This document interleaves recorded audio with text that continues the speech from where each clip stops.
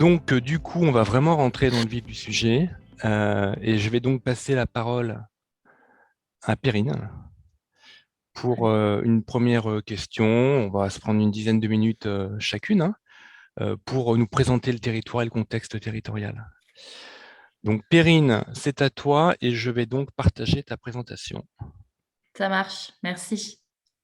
J'attends du coup de voir la présentation avant de me jeter à l'eau. Charlotte, tu dois être contente que je commence, non? Je t'en prie, je t'en prie. Alors, Pourquoi? pour l'instant, j'ai rien à l'écran, mais je pense que ça va. Ouais. Attends, je te demande un instant. GA.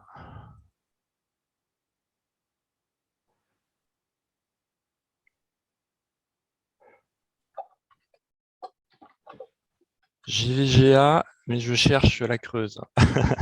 Il est pourtant là.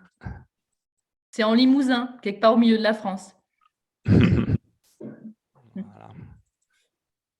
C'est bon? Oui. Vas-y, Perrine. Eh bien, bonjour à tous. Donc, merci à PQANA de m'accueillir et de faire ce témoignage aux côtés de Charlotte. Donc, le projet alimentaire territorial pour la Creuse. Est-ce qu'on peut passer à la diapo suivante, Bien Christophe? sûr. Donc, la Creuse déjà, hein, parce que bon, on en a parlé pendant le Covid, mais sinon, à part ça, c'est pas très connu quand même, hein. Donc, c'est au milieu de la France à peu près, dans l'ex-région Limousin, et donc la préfecture, c'est Guéret. Et la Creuse, eh ben, comme vous le pressentez, c'est un territoire du vide où on a 117 000 habitants au total. Donc, voilà, encore moins d'habitants que l'agglo de Limoges, par exemple. Rien à voir avec le territoire de Charlotte, du coup, qui vous le présentera tout à l'heure. On a 10 communautés de communes et puis surtout, c'est un territoire agricole avec à peu près 3500 exploitations agricoles. La SAU moyenne, on est aux alentours de 91 hectares. Et ce qui caractérise la Creuse, c'est le bovin, voilà, les races à viande. Donc, on est plutôt dans des exploitations agricoles de type polyculture élevage en large majorité. Voilà, et donc la Creuse, c'est à peu près, en termes d'emploi, c'est quasiment 12% des emplois qui sont concernés par l'agriculture. Voilà, est-ce qu'on peut passer peut-être à la diapo suivante? Voilà. Donc le PAT pour la Creuse, il est porté non pas par le conseil départemental, mais il est porté par l'Agence d'attractivité et d'aménagement de la Creuse. Et en fait, cette agence, on travaille à l'échelle du département de la Creuse parce que la Creuse étant ce qu'elle est, c'était plus logique d'avoir un PAT à l'échelle de tout le département. Et donc, le PAT, il a débuté fin 2019, début 2020, et on est pour l'instant labellisé de niveau 1. Donc, on est labellisé de niveau 1. Pour ceux qui connaissent, en gros, ça veut dire qu'on a constitué notre comité de pilotage. Je vous présenterai le comité de pilotage tout à l'heure. On a des comités techniques qui se réunissent avec des ateliers techniques, notamment le dernier sur la logistique. Et on va écrire cette année, avec l'aide d'une étudiante qui est d'ailleurs aujourd'hui, elle est avec nous là. On va écrire le PAT pour la Creuse et tâcher d'obtenir le niveau 2, où là, il faudra montrer les actions opérationnelles qu'on aura lancées dans le cadre du PAT. Christophe, on peut aller sur la 3. Ouais, juste Perrine, je profite d'avoir la parole pour te poser une question. Tu peux parler un petit peu de l'agence? Je sais pas si tu as prévu d'en parler, mais on ne connaît pas cette agence. Tu peux en dire un Oui, mot qui apporte, oui, pardon. sur quelle Ouais. thématique elle travaille? Oui, pardon. Je Du t'en prie. coup, l'agence d'attractivité et d'aménagement de la Creuse, elle est très récente. C'est un établissement public administratif.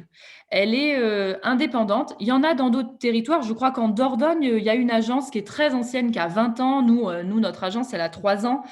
Donc, c'est un établissement qui dépend de la fonction publique territoriale et qui est indépendant. C'est-à-dire que l'agence, elle a un budget de fonctionnement propre, elle a des élus, un cortège d'élus qui lui est propre. Mais c'est vrai que souvent, les agences départementales sont lancées à l'initiative des conseils départementaux.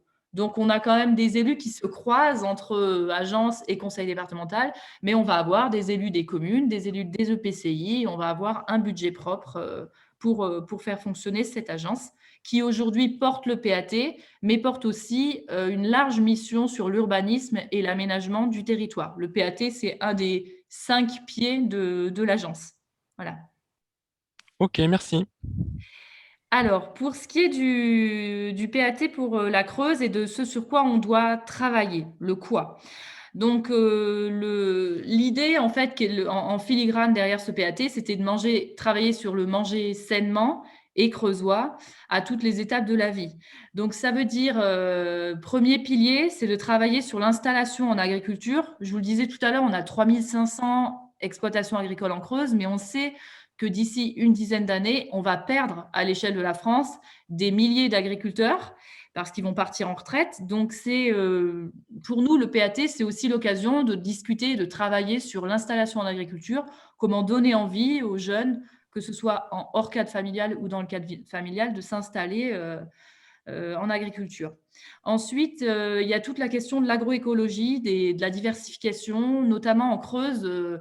On a une question assez cruciale qui se pose aujourd'hui, c'est quel est l'avenir de nos systèmes de polyculture élevage, sachant que on a des problèmes de sécheresse, qui l'eût cru en Creuse, on a des problèmes de sécheresse estivale qui sont assez marqués.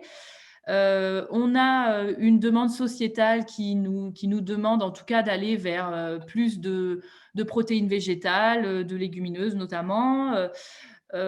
Pourtant, on produit de la viande de qualité en Creuse dans des systèmes hyper extensifs avec beaucoup d'herbes, de foin, de fourrage.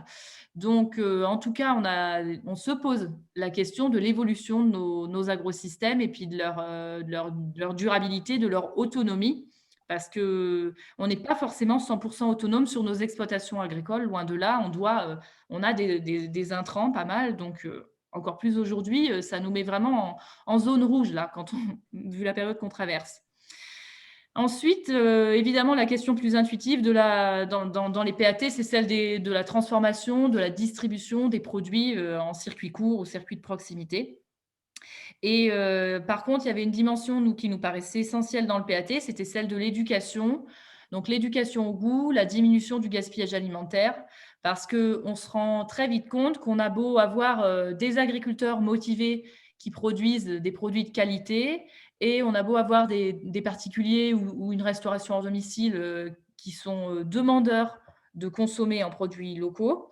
Si, en parallèle de tout ça, on n'a pas un travail de fond sur l'éducation au goût, la lutte contre le gaspillage alimentaire, on se rend compte qu'on patine. Et c'est bien pour ça qu'en Creuse, ça fait 15 ans qu'on parle de circuit court et d'approvisionnement en produits locaux. Et on n'a pas toujours eu les résultats escomptés parce qu'on oublie souvent cette dimension éducative, culturelle et qui est vraiment un travail de fond à mener pendant des années et auprès des jeunes publics comme des plus anciens ensuite, mais c'est tout au long de la vie. C'est pour ça que dans mon titre, j'ai mis à toutes les étapes de la vie. Et un PAT, ça se destine à la fois au ménage, comment faire pour que nos Creusois puissent manger local, mais aussi à la restauration hors domicile et au public en situation de précarité. J'ai entendu que c'était le sujet d'un atelier d'ailleurs, a priori. Donc nous, on essaye d'y travailler en Creuse sur comment approvisionner en produits frais et locaux nos personnes en situation de précarité. Voilà, je crois qu'il y a une autre diapo, Christophe, après. Ouais. Je vais être dans le timing, j'espère. C'est bon, t'es bien là. Du coup, on a vu le quoi, ce sur quoi on veut travailler dans le PAT pour la Creuse. Maintenant, il y a le qui, c'est-à-dire que qui est dans le comité de pilotage du PAT. Donc, il y a toute une batterie d'élus, donc les élus de l'agence, évidemment, puisqu'on porte et on anime. On a aussi donc des représentants de l'État, DDT, DRAF, préfecture. On a la région, les EPCI, donc les 10 communautés de communes de la Creuse. On a un élu de chacune des communautés de communes. Et puis, on a les représentants des chambres consulaires, bien entendu, chambre d'agriculture, chambre des métiers, chambre des commerces. Le PNR des Mille Vaches, on a un PNR en Creuse, enfin qui est à cheval sur la Creuse et les autres départements, mais du coup, le PNR des Mille Vaches est dans le COPIL PAT.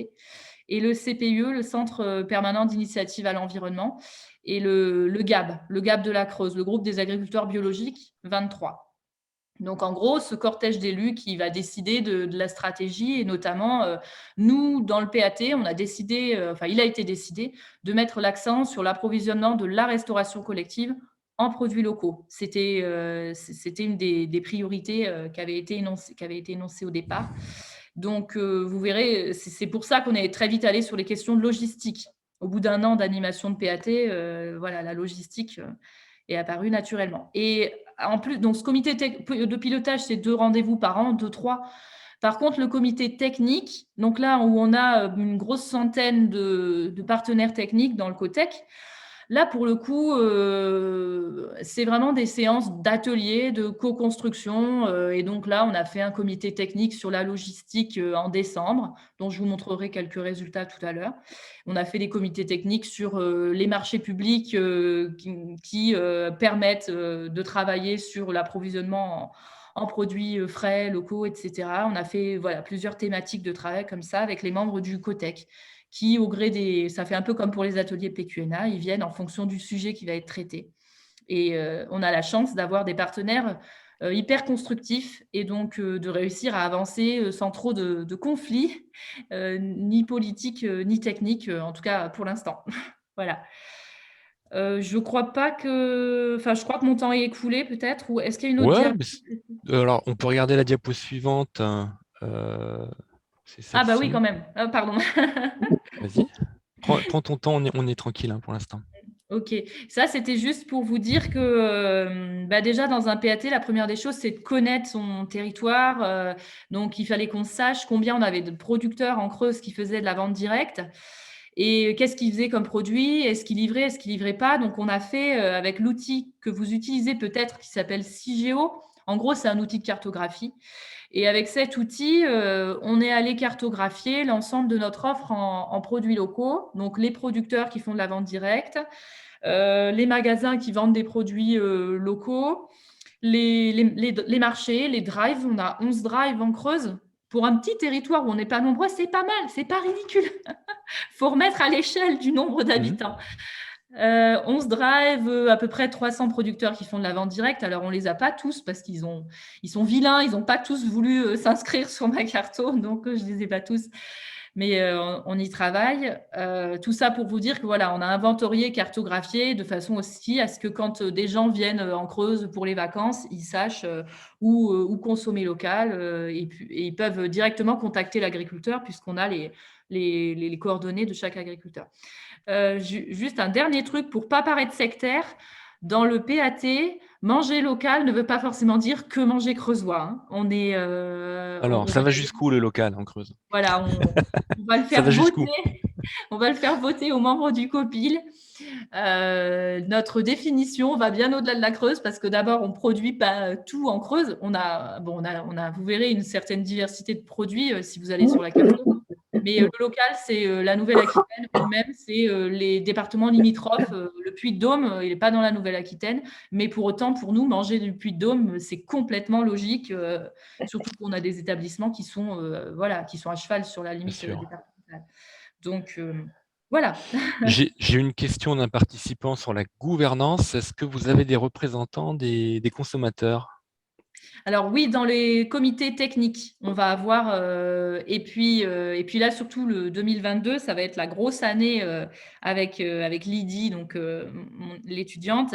Ça va être la grosse année de la rencontre des consommateurs. On va organiser des cafés-rencontres sur le territoire creusois.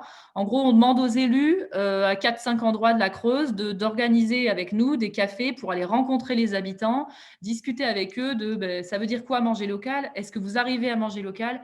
À quel budget vous y consacrez ou pas. Et on a même une enquête pour ça, d'ailleurs. Quand tu dis que dans les comités techniques, il y a des représentants directement de consommateurs, et si oui, c'est quel type comment vous les captez? C'est des associations de consommateurs, Non, pas des associations. usagers Voilà. Non, ça va plutôt être, et c'est justement pour ça qu'un comité technique, ça ne suffit pas. Ça va plutôt être des associations Mais pour moi, l'intérêt, ce qui est compliqué, c'est que dans un comité technique, il est organisé en journée. Donc, on capte des gens qui ont un boulot qui traitent des circuits courts ou de l'agriculture, ou de l'agroalimentaire ou de la logistique. Mais par contre, on n'arrive pas à aller toucher notre boulanger parce que lui, il est au fournil. On n'arrive pas à aller toucher des parents d'élèves qui sont sur bien d'autres thématiques. Donc, pour aller chercher ces gens-là qui ne viennent pas dans le PAT, enfin en tout cas dans l'écotech, on est obligé d'aller vers eux. Pour aller vers eux, je suis obligée d'aller les voir les jours de marché, le jour des cafés rencontres, ou lors d'une. Là, on va faire des cafés débats, donc on va faire venir des gens le soir pour débattre. En fait, pour aller chercher les gens de la société civile, je suis obligée d'aller vers eux, donc de sortir de mes cotech ou de mes copiles. Ok, alors j'ai une autre question sur la gouvernance, je la prends en direct, hein. Comment s'est fait le choix des membres du COPIL? Alors, les choix des membres du COPIL, le choix des membres du COPIL, il s'est fait, j'étais à l'époque pas encore là, il s'est fait en mettant autour de la table les partenaires qui gravitent autour du monde de l'agriculture ou du para-agricole en Creuse et de l'environnement. Et donc, c'est assez ouvert parce que depuis que je suis arrivée, on a ouvert même à de nouveaux partenaires. Donc, c'est un cercle de départ, mais finalement qui commence à s'étoffer et qui n'est pas très fermé. Mais c'est vrai qu'au départ, par exemple, ils n'avaient pas pensé à associer le GAB, le groupe des agriculteurs bio de la Creuse. Donc, quand je suis arrivée, je dis, mais réveillons-nous, le GAB travaille avec un grand nombre d'agriculteurs, dont des agris qui font de la vente directe. Donc, le GAB doit venir dans le COPIL. On ne travaillait pas avec le CERF France. Ils n'avaient pas inclus le CERF France. C'est les centres de gestion qui font toute la gestion économique. Il y a 80% des exploitations agricoles en Creuse qui ont un suivi par le CERF France pour la dimension conseil de gestion économique. Donc, le CERF France, hop, on va le faire rentrer dans le COPIL aussi. Bon, merci pour cette réponse, Perrine. Merci pour cette présentation qui m'a l'air très, très claire. On revient vers toi tout à l'heure. On va se télédéporter un peu plus au sud-ouest de la Creuse et aller donc dans le Lot-et-Garonne, et plus précisément sur l'agglomération de Val-de-Garonne Agglomération. Et je laisse la parole à Charlotte pour cette même séquence de présentation du territoire et du contexte alimentaire. Bonjour à tous. C'est pas facile de passer derrière Pauline, qui est dynamique, qui a plein d'idées, ils sont déjà bien actifs sur les circuits courts, mais voilà, on va essayer. Donc, nous, on est moins avancé dans le projet, hein, on est vraiment en amont. On a lancé, donc c'est vrai que la réflexion sur la logistique, elle vient de par le circuit court. Val-de-Garonne Agglomération a la compétence agricole depuis 2006. Et depuis 2006, il y a eu cette volonté ferme de soutenir le circuit court. Donc, on a une association qui s'appelle les Fermes de Garonne. Donc, on a 30 agriculteurs de tout type de production. On a des escargots, des orchidées, voilà, il y a vraiment de tout. Et donc, on s'est appuyé un peu sur l'expérience du réseau Fermes de Garonne et de la couveuse qui est l'espace test agricole en maraîchage bio, où les personnes qui sont à l'intérieur de la couveuse sont majoritairement en circuit court, pour réfléchir aux dynamiques qu'on pouvait mettre en place avec la proximité de Bordeaux Métropole et le territoire qui est entre deux, qui est l'Auréolais. Donc, voilà, ce qu'on va vous présenter, c'est le résultat de cette première étude et peut-être ce qu'il ne faut pas faire. Ce qu'il ne faudra pas reproduire chez vous. On a testé pour vous. Excusez-moi, j'ai juste une question. Tu as dit le territoire. Ah oui, voilà, je vois la carte. Le Réolais, c'est ça? Oui, la communauté de communes de la Réole. Voilà, on voit bien sur la carte, c'est le territoire qui est entre deux, qui fait plus partie du département du 47, qui est en Gironde, et qui est limitrophe, on va dire, à Val-de-Garonne Agglomération. Donc voilà, on a ces trois territoires. C'est un cabinet d'études qui a fait le travail un peu sur les données chiffrées. On consomme sur les trois territoires 425 000 tonnes de nourriture par an. C'est un marché qui représente, toujours sur ces trois territoires, 3,8 milliards d'euros. Donc, c'est quand même un secteur qui est assez important. Et Bordeaux, actuellement, a une consommation de 320 000 tonnes d'aliments par an. Donc, c'est bien le territoire qui consomme majoritairement entre les 3 territoires. Donc, une demande qui est forte. En termes de production estimée sur la métropole, on est à 17 000 tonnes. Donc, on comprend bien le déficit qu'il y a entre la production sur Bordeaux et le niveau de consommation. Et dans les perspectives, on a tracé des perspectives, c'est des projections d'augmentation de la population à 2050. Donc, on sait que Bordeaux, on va aller sur plus 56% de population, une concentration des habitants. On va vers 1 million d'habitants sur la métropole d'ici 2050. Et on a une augmentation également sur les territoires ruraux de l'Aréole et de Marmande. Juste, petit problème technique. Juste, je fais une petite pause. Voilà. Il faut que je mange.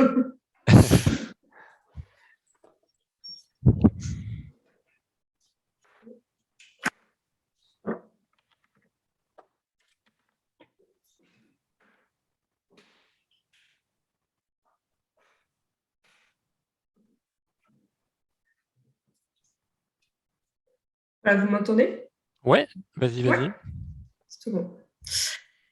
Donc, on comprend bien l'importance qu'il y a de développer. Et puis, Marmande, alors, on ne voit pas forcément le bas de la carte. Là. Moi, je ne le vois pas, en tout cas, sur mon écran. Ouais, qu'est-ce que tu vois pas, dis-moi? Sur la surface agricole, sur VGA, j'ai 38 666 hectares de SAU. Oui, voilà. Donc, on voit bien qu'entre les 3 territoires de Bordeaux, l'Aréole et Marmande, on est le territoire où il y a le plus de surface agricole. Et on le verra sûrement dans les chiffres suivants, mais où on a une production en tonnes qui dépasse largement le besoin de consommation. Donc, voilà, une relation directe entre, on va dire, offre et demande, un équilibre. On est un des territoires fournisseurs privilégiés, on va dire, de Bordeaux Métropole, entre autres. On peut passer à la slide suivante. Donc, l'enjeu, c'était de voir comment est-ce qu'on peut rapprocher les filières, structurer un circuit alimentaire amont-aval qui soit durable et créateur de valeur ajoutée sur cet axe entre les trois territoires, et d'identifier des scénarios. Donc, c'est de faire l'étude a consisté à faire l'état des lieux de la demande, l'état de la production et faire un état des lieux un peu de l'offre, du flux logistique pour aboutir à des scénarios. Donc ça, à la base, c'était la commande. Je le précise parce que vous allez voir la suite, c'est pas triste. Pardon, mais c'est réaliste.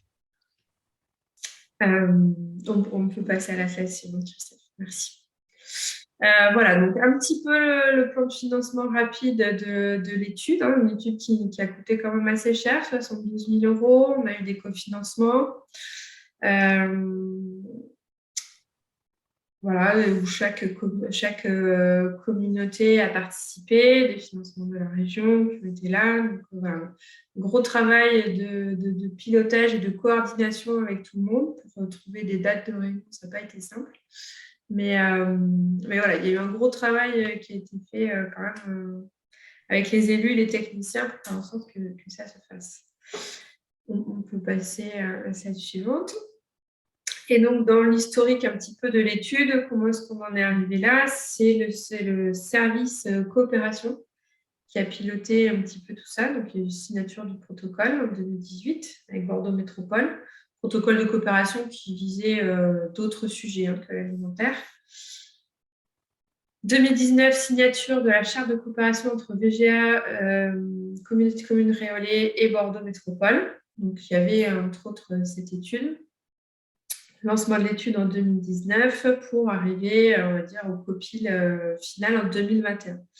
Moi, je suis arrivée à l'agglomération depuis 1 an, donc j'ai pris l'étude en cours de route. On était quasiment sur les résultats. Et il faut savoir que durant cette période de l'étude, il y a eu, on va dire, à peu près 1 an, 2020, où il n'y avait pas de chargé de mission agriculture. Donc, voilà. C'est le service coopération qui a piloté un petit peu tout seul le suivi de cette étude. Ouais, voilà. Donc, une démarche aussi avec l'ensemble des partenaires où on a intégré les filières, les coopératives, les têtes de réseau. Voilà. On va passer à la suivante. J'essaie de vous résumer ça. Ouais, vas-y. Voilà, c'est digeste. Donc, synthèse des volumes sur les 3 territoires. Donc là, ça reprend, on va dire, voilà, on a 130 000 tonnes de fruits et légumes sur les 3 territoires, 32 600 tonnes de viande et 60 400 tonnes de tout ce qui est produits laitiers transformés. Sur le tableau, on va dire à droite de la présentation, on voit un peu mieux les ordres de grandeur. Sur la production légumière, par exemple, voilà, Bordeaux Métropole qui produit 2500 tonnes de légumes, Val-de-Garonne qui en produit 82 000 tonnes pour une consommation globale de 130 000 tonnes de fruits et légumes. Donc, on voit clairement que le Val-de-Garonne est l'un des premiers fournisseurs. En termes d'autonomie alimentaire, c'est ce qui reflète la couverture théorique. On est à peu près à 70% en fruits et légumes, on pourrait arriver à couvrir nos besoins. En viande, on est à 20% seulement. On a nos amis de la Creuse à côté qui nous fournissent. On leur envoie des tomates, ils nous envoient des entrecôtes.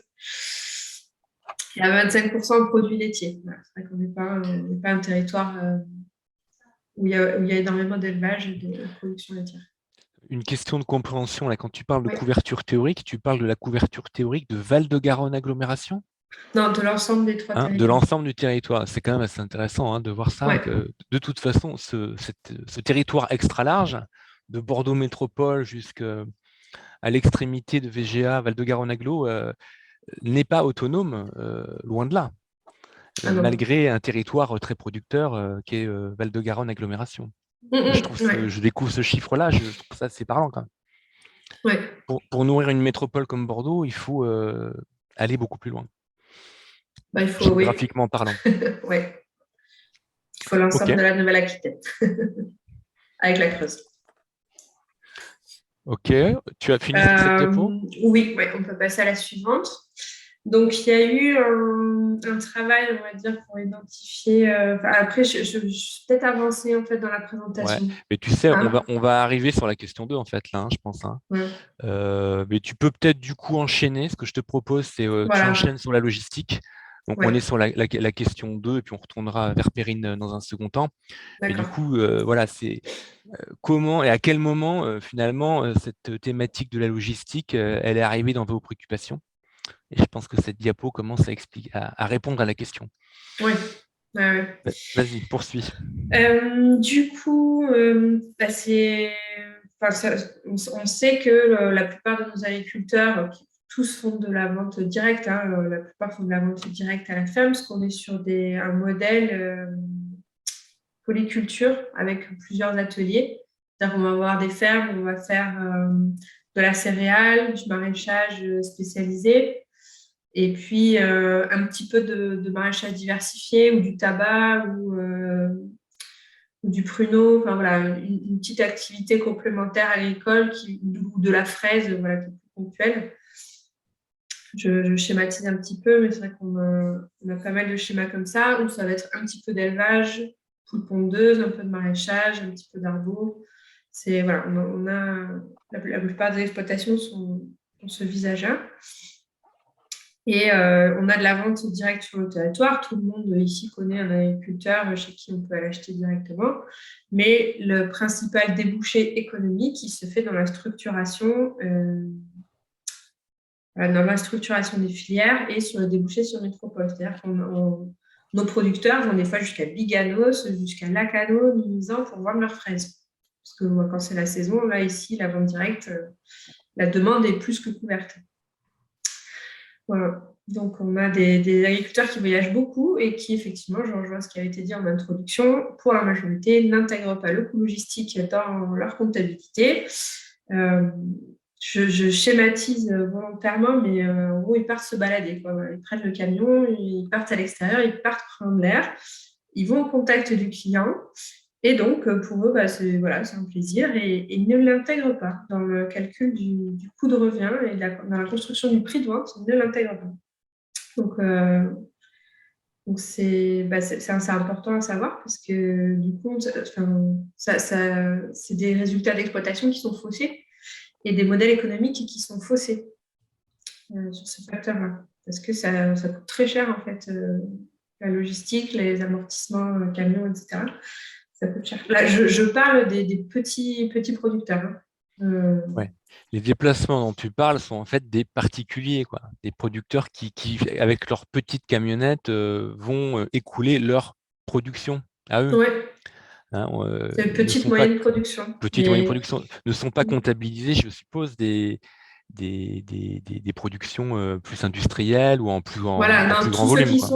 Tous ceux qui sont en filière, ça c'est des choses qui sont prises en compte, mais sur tout ce qui est petit moyen producteur, il y en a beaucoup qui ne le font pas. Ok. Donc je rejoins. Et je sais pas si je. Ouais. Du coup, sur les cartographies, il y a une cartographie des espaces juste avant. Ouais. Excuse-moi. Voilà. Donc, il a été cartographié tout ce qui est entrepôt frigorifique et les entreprises qui ont des activités de transport et logistique pour arriver à essayer d'évaluer le nombre de trajets semaine qu'on a entre ces trois territoires. Donc, on est à 1307 trajets semaine entre Bordeaux Métropole et La Réole et Val-de-Garonne.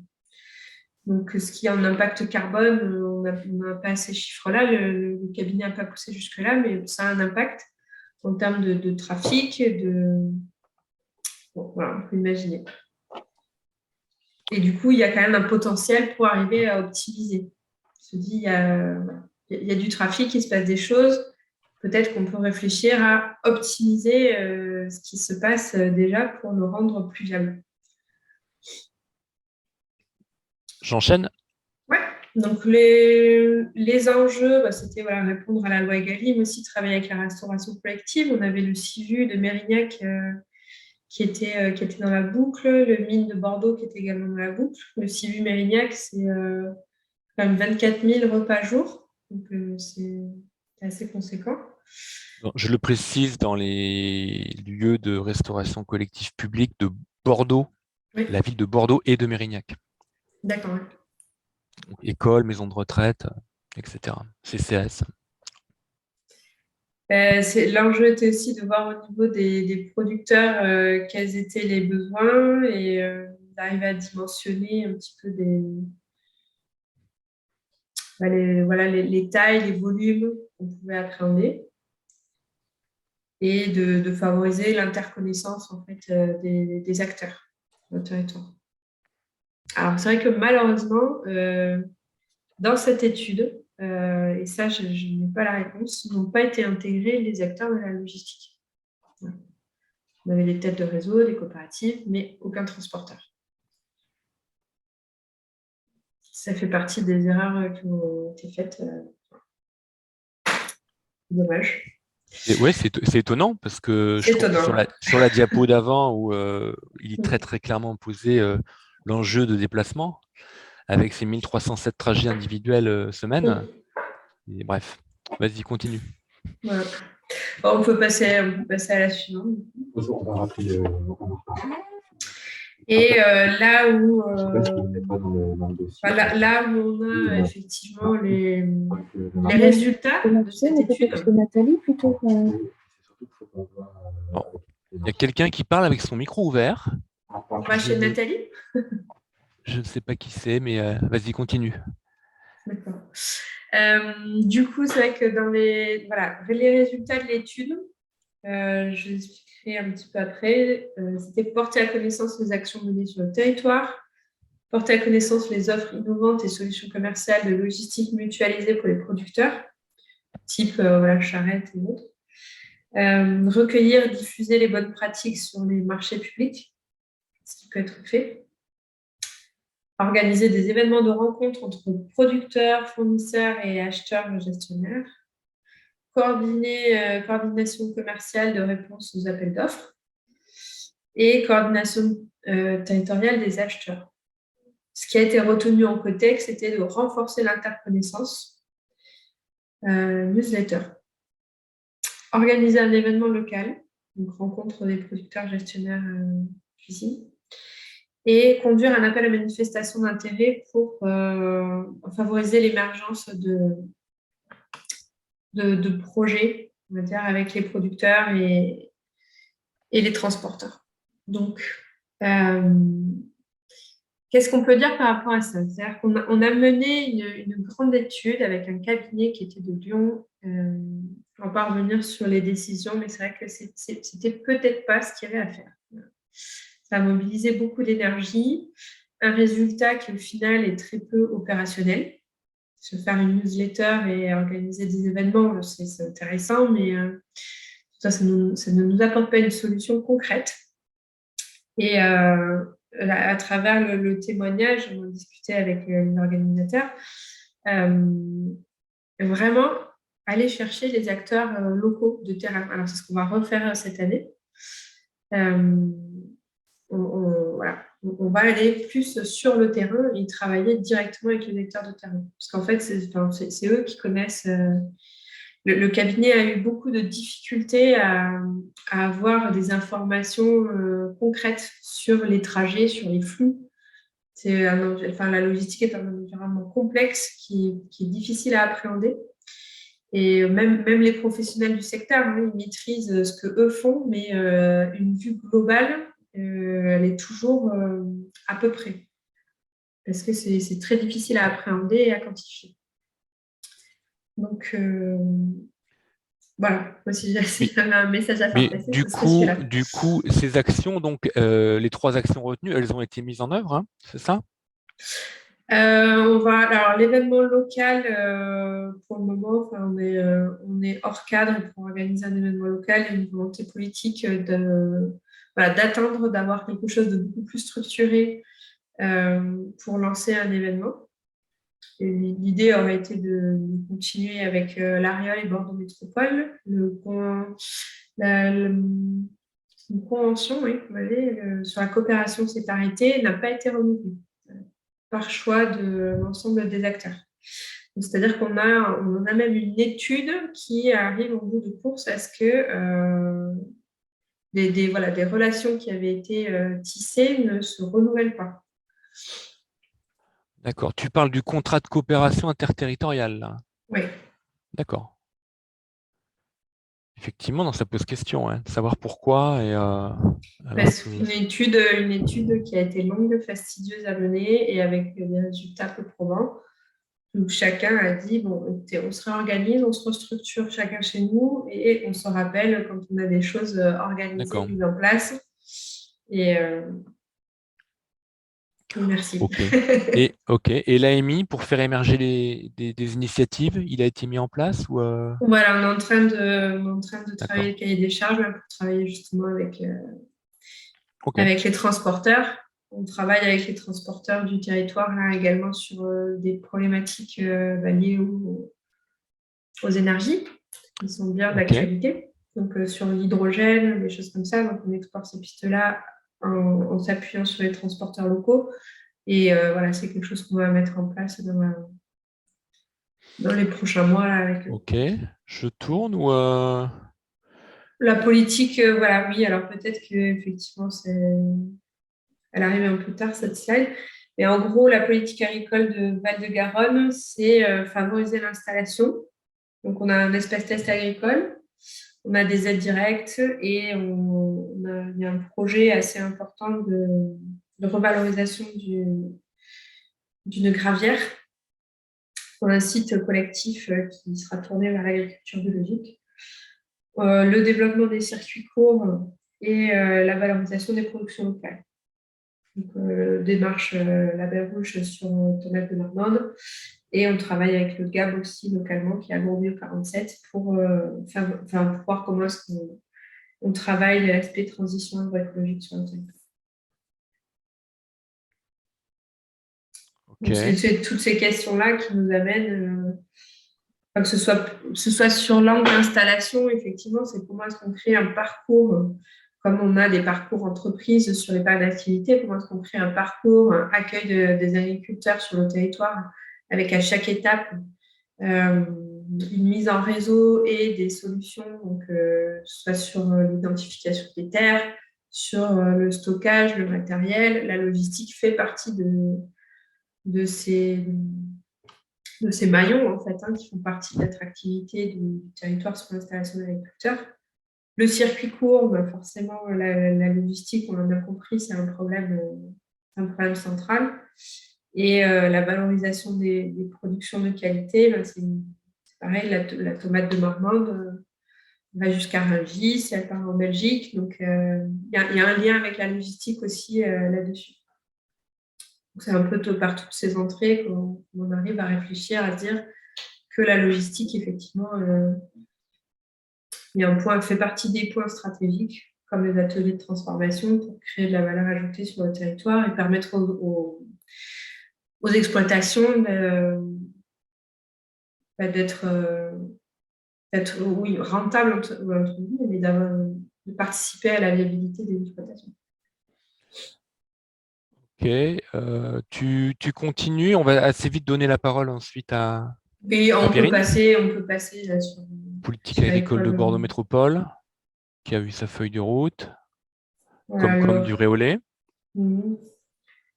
Chaque EPC, il y a évidemment sa politique. Qui se rejoignaient, du coup, voilà, c'est comme ça qu'on est parti là-dessus. Et ce que je te propose, c'est peut-être qu'on repasse en creuse. Oui. Et puis tu reprends la parole tout à l'heure. Merci Charlotte. Donc je redonne la parole à Perrine et je vous précise que évidemment vous pouvez poser des questions. Je vois qu'il y a des collègues des Bouches-du-Rhône qui seraient intéressés pour voir l'AMI s'il est diffusable de Val-de-Garonne, Charlotte. Donc je te le dis, puis on essaiera de vous le faire passer s'il est diffusable.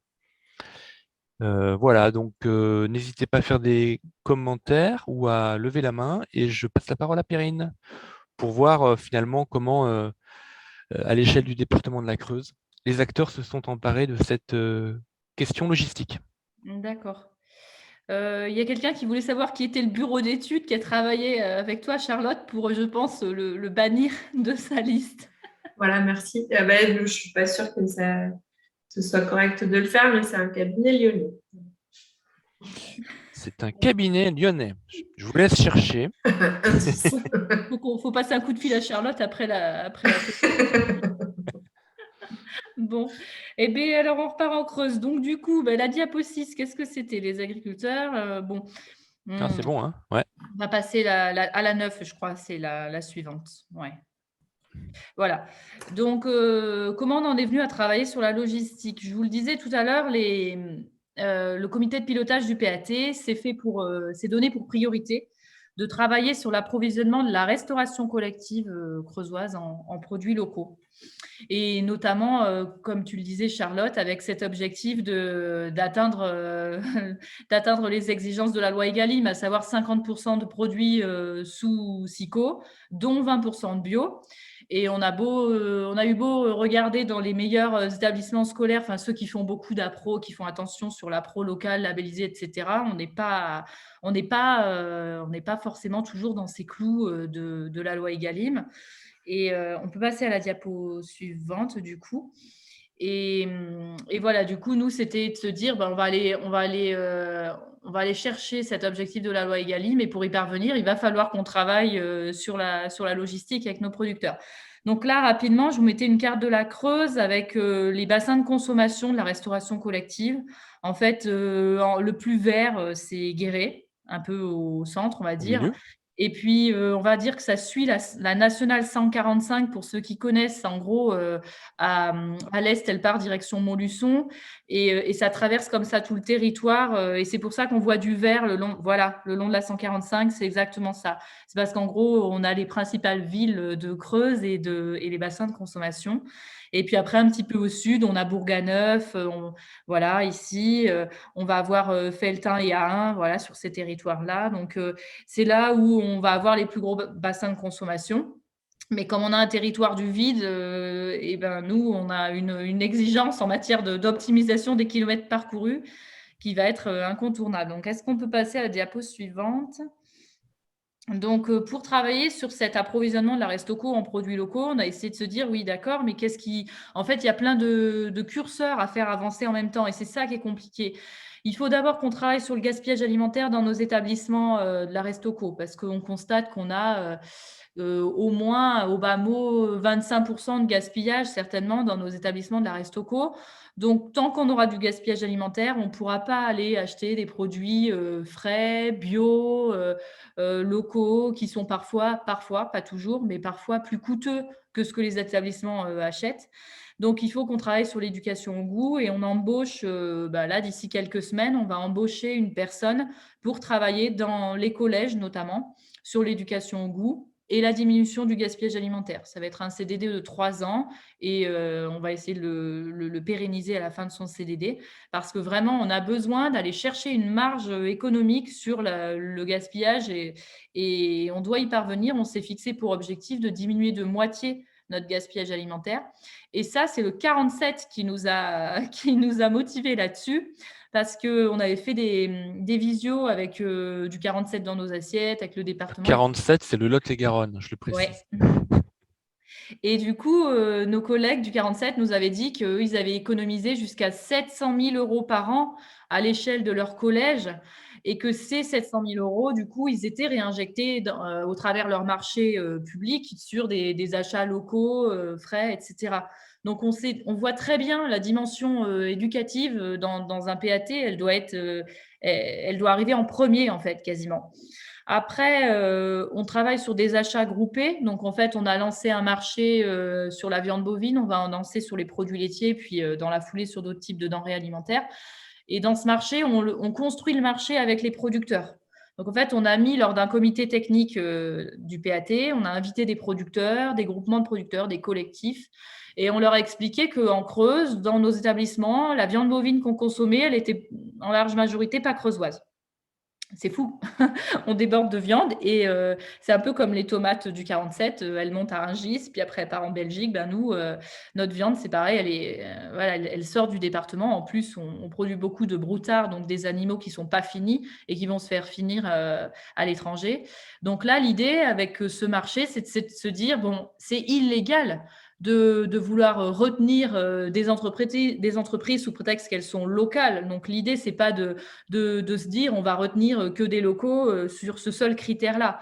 Par contre, ce qui est légal, c'est qu'on peut construire un marché avec des producteurs, avec des partenaires, le découper géographiquement et le découper en matière de nature de l'eau, de produits, de façon à ce que ça corresponde à l'offre qu'on a en local. Mais ça ne veut pas dire qu'on retiendra forcément sur le critère du local nos entreprises ou nos producteurs creusois.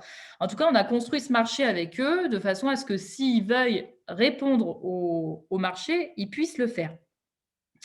Donc, à la suite de ce COTEC-là, il a fallu engager un COTEC sur la question de la… Donc là, notre marché, il va être lancé en avril. Et dans la foulée, en parallèle de ça, il faut aussi travailler la question de la logistique parce que nous, on s'est planté en Creuse sur l'outil agri-local que certains utilisent, je pense, dans pas mal de territoires, parce que les élus ont cru que, sous prétexte qu'on mettrait un outil pour faciliter la commande et les achats de produits, ils ont cru que ça suffirait à tisser des liens avec les producteurs et à faire en sorte qu'on arrive à consommer local en Creuse. Mais ce qui s'est passé, c'est que les gestionnaires utilisaient AgriLocal, ils passaient leurs commandes, puis il y avait des grossistes des quatre coins de partout qui pouvaient y répondre et les producteurs n'y répondaient pas, donc on n'arrivait pas plus à consommer local avec AgriLocal parce que le problème, c'est la logistique qu'il y a derrière, c'est que les producteurs ne sont pas organisés, ils le sont mieux aujourd'hui, pour répondre à des commandes fréquentes, en volume. Et ils font comme dans le 47 et dans bien d'autres départements, ils font les déplacements tout seuls avec leur véhicule utilitaire et ils crament leur marge très vite parce qu'ils déplacent très peu de choses sur beaucoup de kilomètres. Donc, on voit bien que c'est l'ensemble de ces trois pavés, là, le fait de diminuer le gaspillage alimentaire pour créer de la marge, de faire des achats groupés au travers notamment d'un marché du GAEC 23 et de travailler sur la logistique qui nous permet d'enfin pérenniser l'achat local. Est-ce qu'on peut aller à la diapo Ouais, je te coupe un instant. J'avais une Oui. question sur la rédaction du cahier des charges. Est-ce que vous avez été aidé? J'ai une question dans le chat là-dessus pour Ah bah, l'achat groupé. ouais, c'est chouette parce qu'en fait, on a la Sénat en Nouvelle-Aquitaine. C'est le groupement à l'échelle de la Nouvelle-Aquitaine. Et du coup, nous, nous, on est le GAEC 23 à l'intérieur de la Sénat. Donc, le GAEC, c'est le groupement d'achat des établissements en commun. Et donc, nous, quand on a voulu lancer notre marché viande bovine, bon, certes, on a travaillé avec les producteurs le contenu du marché, mais pour le format du marché, on est allé chercher le même en Charente-Maritime. Donc, en gros, on a dit aux collègues de la Charente, vous avez lancé un marché, est-ce que vous seriez partant pour nous filer les pièces constitutives de votre marché? Comme ça, on s'appuie un peu sur cette rédaction-là, mais on le met à la sauce creusoise, la sauce qu'on avait préparée avec nos producteurs, quoi. Et ça a été hyper efficace, du coup. Bon, du coup, s'il y en a qui veulent non pas un modèle, mais un exemple, ils Oui. peuvent te contacter et tu pourras leur transmettre une ou des Dès pièces qu'on qui l'a peuvent. sorti, là, j'espère qu'on va le sortir d'ici une quinzaine de jours, mais ça veut dire que après n'importe quel territoire, il peut le prendre et puis le mettre à sa sauce. L'important, c'est la construction, en fait. C'est comme ça qu'on arrivera à retenir enfin, à faire du local avec nos marchés. Le marché n'empêche pas de faire du local. Tout dépend de comment on construit le marché. Si on avait fait un seul lot à l'échelle de toute la Creuse en mettant toutes les denrées possibles en viande bovine, c'est sûr qu'on ne pouvait pas avoir un collectif de producteurs qui répondent à ça. Par contre, en découpant la Creuse en 6 zones géographiques et en X lots, là, oui, on met pas mal de chances de notre côté pour que des collectifs puissent répondre à certains lots de notre marché. Tout à l'heure, Stéphanie a levé la main. Je n'ai pas voulu interrompre Perrine. Stéphanie Riart, tu voulais poser une question? Ouais, Tu voulais dire quelque chose? ouais, j'ai juste une question pour faire une question de compréhension. Quand tu dis restauration collective et tu as évoqué le mot collège à plusieurs reprises, est-ce que c'est uniquement pour les collèges, du coup, la démarche, ou est-ce que ça peut concerner aussi les communes? Oui, bonne question. Ouais, parce que du coup, je me posais la question, si tu Oui, veux, oui, aussi, du coup, pour les collèges, j'imagine que la plupart sont en gestion directe. oui. Et Voilà. Alors que sur les communes, enfin, je ne sais pas quelle est l'organisation en Creuse, mais voilà, quelle est la répartition entre ceux qui sont en gestion directe et ceux qui sont en gestion déléguée, parce que du coup, ça a un impact aussi après sur la façon dont tu mets en œuvre tes actions. Alors, je crois que, bon, on a Merci. 16 collèges en Creuse, parce que c'est vrai que je ne vous ai pas donné ces chiffres-là. 16 collèges, donc voilà, hein, pas beaucoup. Je crois que dans le Lot-et-Garonne, ils en ont 24. On a 156 cantines municipales et je ne voudrais pas vous dire de bêtises, mais je crois qu'on en a au moins entre 30 et 40 qui sont en gestion déléguée et le reste est en gestion directe. Et on a aussi une quarantaine d'EHPAD. Et en fait, effectivement, quand on veut traiter et on a une dizaine de lycées, 11 lycées, y compris cités scolaires. Donc 16 collèges, 11 lycées, 156 cantines et 40 EHPAD. Et du coup, effectivement, le CDD qui a été embauché, il a été embauché par le conseil départemental. Donc lui, il va travailler au sein des collèges et l'agence, pour le coup, l'agence, la structure dans laquelle je travaille, va souhaiter développer une offre à destination des cantines et des cantines municipales parce qu'on a encore plus de difficultés dans les cantines sur le fait que elles n'ont pas forcément une personne qui peut venir les accompagner au quotidien pour travailler sur l'éducation au goût, le gaspillage alimentaire. Elles n'ont pas vraiment de protagonistes bien identifiés pour travailler sur l'approvisionnement en produits locaux. Du coup, elles font souvent seules. Parfois, elles font très, très bien, d'ailleurs. On a des cantines qui ont des résultats assez spectaculaires en matière d'appro en produits locaux, mais on en a beaucoup qui rament. Et pourtant, ça constitue un joli volume de consommation, nos cantines en Creuse. Pour le coup, elles maillent tout le territoire, les cantines, contrairement aux collèges et aux lycées qui sont le long de la 145 et un peu sud-Creuse, un peu nord-Creuse. Donc oui, il faut absolument travailler avec les cantines. Et aujourd'hui, elles n'ont pas grand monde pour les accompagner. Il y a vraiment un trou dans la raquette, je trouve, pour ces structures-là. Donc nous, on souhaiterait que l'agence, en partenariat avec des partenaires du PAT, on puisse créer une offre de services à destination des cantines municipales. Merci pour cette réponse. Je te laisse poursuivre et peut-être accélérer. On a un œil sur le chrono et puis surtout, on va donner, on a encore 38 minutes d'atelier, donner aussi la parole à des participants qui vont nous partager leurs expériences sur les questions logistiques. D'accord. Vas-y. Ok, mais donc là c'était juste pour vous montrer que en Creuse, la consommation de viande bovine à l'échelle des cantines, lycées, collèges et EHPAD, elle se résume à une grosse centaine de tonnes. Une grosse centaine de tonnes, ça équivaut à, on va dire, quelques centaines de bovins. Donc, en fait, on les a largement en Creuse. C'est pas la question on est largement au-delà. On sort des centaines de milliers de bovins par an. Donc, en fait, la question n'est pas de savoir si on peut pas répondre à la demande en quantité. On sait qu'on a la quantité. Diapo suivante, peut-être. En légumes, c'est pareil. On avait fait des extrapolations pour savoir ce qui est consommé dans ces 4 types d'établissements, cantine, collège, lycée, EHPAD. Donc, on avait extrapolé à partir des données collège qui étaient assez précises. Donc, on obtient ces volumes-là. Et après, avec un maraîcher, j'ai essayé de convertir ces volumes-là en surface pour me rendre compte de ce que ça représenterait comme surface en Creuse pour nourrir une partie de notre restauration collective. Donc, c'est la diapo suivante. Et en fait, c'est là où on rigole parce que, bon, là, je vois pas bien parce qu'en fait, j'ai la tête des gens, mais hop, je réduis, voilà, c'est bon.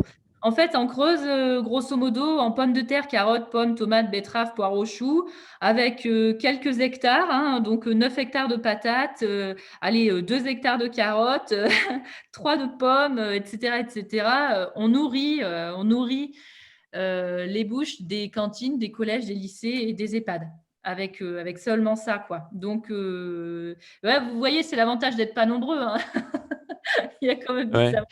C'est pas pour autant que c'est facile à régler, Non, mais la problématique n'a rien à voir avec celle exprimée précédemment sur voilà, c'est Bordeaux, ça. Val-de-Garonne. C'est ça qui est Dans les 2 intéressant. cas, c'est pas facile en fait. Mais Ouais. nous, disons que le problème, il va pas être tellement à savoir si on a les volumes pour nourrir. Nous, le problème, il est justement sur la logistique parce qu'une fois qu'on a produit ces volumes-là, il faut réussir à massifier, à concentrer à certains endroits et puis à dispatcher aux 4 coins d'un territoire qui est vide. Et c'est là où on bouffe de l'argent parce qu'en fait, on se déplace beaucoup à vide. Donc, c'est pour ça qu'après notre atelier viande bovine ou même nos ateliers sur les fruits et légumes comme ça, on a dû enchaîner nécessairement sur un atelier logistique parce qu'on se rend vite compte que nous, le problème, il ne va pas être de produire, il va être d'aller nourrir les gens avec ces produits-là aux 4 coins d'un territoire qui est vide. Donc, je vous mettais ce petit enchaînement là de diapos parce qu'on demande à l'agriculteur à peu près tout le temps. On lui demande de produire, on lui demande de stocker, de transformer, de gérer la commercialisation, on lui demande de livrer. Bon, et on s'étonne que nos agriculteurs soient épuisés au bout du compte et puis mangent leur marge parce qu'en fait, ils la mangent sur le pavé, le dernier notamment, la livraison. Donc, du coup, ils nous disaient, les producteurs, qu'il fallait qu'on s'appuie sur des modèles inspirants autour de nous. Donc, c'est là où on a été contents et ravis d'échanger avec Claire de Résalis, avec Mathilde de Manger Bio Périgord, qui ont participé aux ateliers PQNA, et puis aussi avec Cagette et Fourchette 36, parce que eux, en gros, on peut aller à l'étape suivante, peut-être la diapo, j'espère. En gros, on s'est inspiré de ces 3 exemples-là, hein, Résalis, Manger Bio Périgord et Cagette et Fourchette. Et on a fait, ça c'est le travail qu'on a fait en Cotech avec les producteurs et les techniciens. En gros, on s'est dit, bon, en Creuse, voilà la Creuse, qu'est-ce qu'on a comme chambre froide qui pourrait servir de point relais, de point de massification? Donc, on en a listé à peu près 25, c'est les points rouges sur notre territoire. Et puis après, là, ça commençait à être plus difficile. On a essayé de lister des entreprises qui feraient du transport alimentaire. Eh ben, on n'en avait pas 36. Hein. Donc, résultat des courses, en un Cotech, j'avais cette liste-là. Et dans la foulée, 15 jours plus tard, je rencontrais mes entreprises qui potentiellement pouvaient travailler avec nous sur la question de la logistique. Et donc, parmi elles, on a rencontré Promocash, là, la flèche orange. Ouais. Voilà. En fait, diapo suivante, on a en Creuse, Promocash fait, donc il est basé à Guéret, donc c'est le gros triangle noir. Et Promocash fait déjà des boucles un jour une boucle en Creuse. Et donc, ils quadrillent le territoire creusois du lundi au vendredi. Ils quadrillent des secteurs. Et donc, ce qu'ils nous proposent, c'est de dire, écoutez, moi, je circule, j'ai déjà un camion qui circule, il n'est pas plein, mon camion. Donc, si vous voulez, je ramasse sur les fermes ou sur une zone de massification, donc sur une des chambres froides qu'on a listées là, parmi la trentaine. Il dit, si vous voulez, le jour où je fais ma boucle sur le secteur, mettons nord-est, les agriculteurs, ils vont à 8 heures le matin déposer leurs produits sur la chambre froide qui est située, mettons, à Luissa. Et puis, moi, j'enlève ces produits, je les distribue dans la foulée s'ils doivent rester sur ce secteur-là. Sinon, je les ramène à Guéret dans ma zone de centralisation et je les distribuerai sur le reste de la semaine. Ce qui fait que là, en une seule rencontre avec Promocash, après on est allé visiter ses locaux, il nous a montré que lui, son métier, c'était la logistique. Il savait faire, il le faisait au quotidien. Et pour nos agriculteurs, ils pouvaient organiser une ramasse presque soit sur le pas de leur porte ou alors à 20 km maximum de l'exploitation des agriculteurs. Et tout ça pour un tarif qui, pour l'heure, reste acceptable pour les producteurs, puisqu'ils nous proposent de faire une prestation entre 5 à 10% du chiffre d'affaires réalisé par le producteur. Ce qui fait que, parce qu'au début, il était une question de tarifer sur le poids, mais quand on transporte du lourd qui coûte pas cher, on est vite pénalisé. Comme de la pomme de terre à quelques euros du kilo, à 90 centimes le kilo, c'est pas très intéressant pour le producteur. Le tarif en volume, c'est pareil. On peut transporter des choses volumineuses, mais comme des salades, mais ça rapporte pas grand-chose. Donc, il a préféré faire une tarification sur le chiffre d'affaires réalisé par le producteur. Donc, du coup, les producteurs disent, tu vas me transporter là lundi, on va faire un essai où il transporte 50 kilos de pommes de terre. Il va prendre 5% sur le chiffre d'affaires fait par le producteur. Et le producteur, lui… Excuse-moi de te couper, j'ai une question sur le recensement des chambres froides. Comment vous avez fait ça? C'est une question de Cécile. Eh bien, il faut mettre des gens autour de soi. Il faut mettre des partenaires techniques. En une après-midi, on avait la chambre, le GAB, des producteurs, des associations, des élus. Et je les avais briefés avant, j'avais prévenu un mois à l'avance du COTEC thématique et je leur avais dit, vous venez, mais avant de venir, vous assurez d'avoir recensé autour de vous vos chambres froides et vos transporteurs qui font de la logistique. Et après, je les ai harcelés. Parce que à la suite de ce COTEC-là, il y en avait qui avaient pensé à des chambres froides au cours du COTEC et donc je leur ai demandé de me faire remonter les infos dans les 15 jours qui suivaient ce COTEC de façon à avoir une idée à peu près exhaustive, même si elle ne l'est pas tout à fait, de ces chambres froides.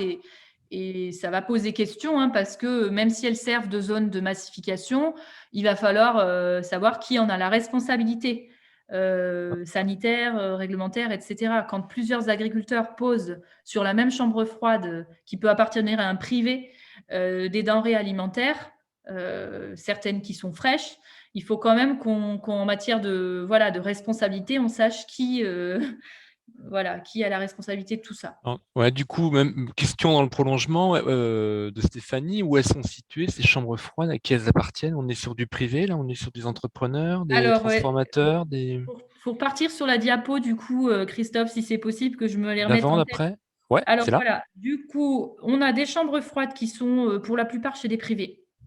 En fait, ça va être dans des entreprises, ça va être dans des locaux qui sont désaffectés. Mais alors, c'est intéressant de faire ça. Franchement, Charlotte, si vous pouvez le faire, parce qu'on s'est rendu compte de trucs hallucinants. On a des entrepôts en Creuse, notamment 2, qui sont immenses, qui ont des zones de stockage au sec, au frais, avec des chambres froides, parfois équipées en froid positif, froid négatif, et qui sont vides.